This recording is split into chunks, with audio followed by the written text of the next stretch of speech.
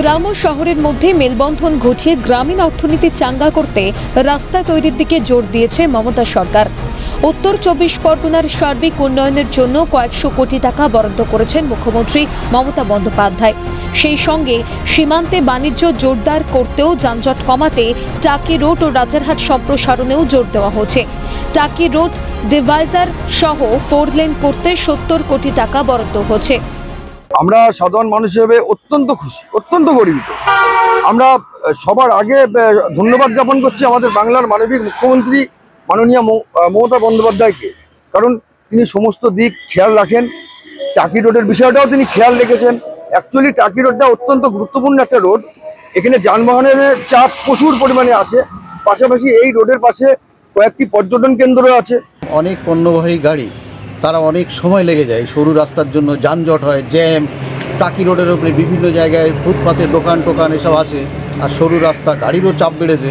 কিন্তু গাড়ির চাপ বাড়ার সঙ্গে সঙ্গে রাস্তা যদি চওড়া না হয়, যদি 4 লেন হয়, তাহলে তো মানুষের অনেক সুবিধা হবে। এতে আমরা রাজ্য সরকারকে সাধুবাদ জানাচ্ছি। গোলাবাড়ি থেকে বেড়াচাঁপা পর্যন্ত প্রায় 11.5 কিলোমিটার রাস্তা সম্প্রসারণের কাজ হবে। সেই সঙ্গে বেড়াচাঁপা থেকে বসিরহাট পর্যন্ত প্রায় 11.5 কিলোমিটার টাকি রোডের কাজ হবে, যার জন্য বরাদ্দ হচ্ছে 22 কোটি টাকা।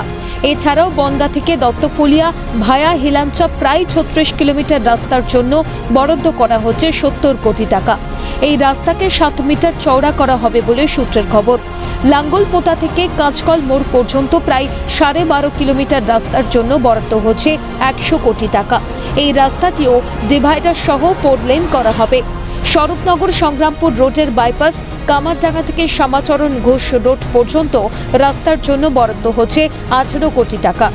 ইকোপার্ক থেকে কালুর মোড় পর্যন্ত রাস্তা সম্প্রসারণের জন্য বরাদ্দ হচ্ছে 22 কোটি টাকা। গোজাডাঙ্গা সীমান্তে বাণিজ্যের কারণে বসিরহাট শহর থেকে পণ্যবাহী ট্রাকের চাপ কমাতে প্রায় 53 কোটি টাকা ব্যয়ে বাদুরিয়ার লক্ষ্মীকান্তপুরে একটি সেতু তৈরি করা হচ্ছে। এই সেতুটি তৈরি হলে গোজাডাঙ্গা সীমান্তে পণ্যবাহী ট্রাকগুলিকে আর বসিরহাট শহরের উপর দিয়ে যেতে হবে না। সেক্ষেত্রে বসিরহাট অনেকটাই যানজট ও দুর্ঘটনা মুক্ত হবে।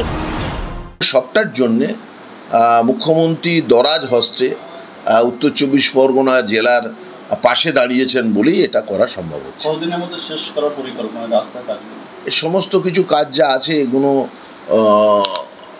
বড় কাজ, যেগুলো 100 কোটি টাকার কাজ আছে, এটা 1 ইয়ার টাইম দেওয়া হয়েছে। অন্য তার থেকে কমগুলোর 9 মাস সময় দেওয়া। জমি নিয়ে কোনো সমস্যা এখনো না, কোথাও এখনো এখানে এই আমি যা বললাম এটা পূর্ত বিভাগের কাজ। পূর্ত বিভাগের কাজ স্বভাবতই হয়, আলাদা ল্যান্ড পারচেজ বা ল্যান্ড অ্যাকুইজিশন করতে হয় না। ওয়াকিবহাল মহলের মতে রাস্তা সংস্কারের কাজ শেষ হলে উত্তর 24 পরগনা অনেকটাই যানজট ও দুর্ঘটনা মুক্ত হবে। পাশাপাশি জেলার সার্বিক উন্নয়নেও গতি আসবে। পর্যটন ক্ষেত্রে উন্নয়ন হবে, বাড়বে নদীমাতৃক এলাকাগুলির সঙ্গে শহরের যোগাযোগ। সর্বোপরি জেলার সাধারণ মানুষের আর্থিক সচ্ছলতা বাড়বে। দেগঙ্গা থেকে পঙ্কজ বিশ্বাসের রিপোর্ট, ক্যালকাটা নিউজ।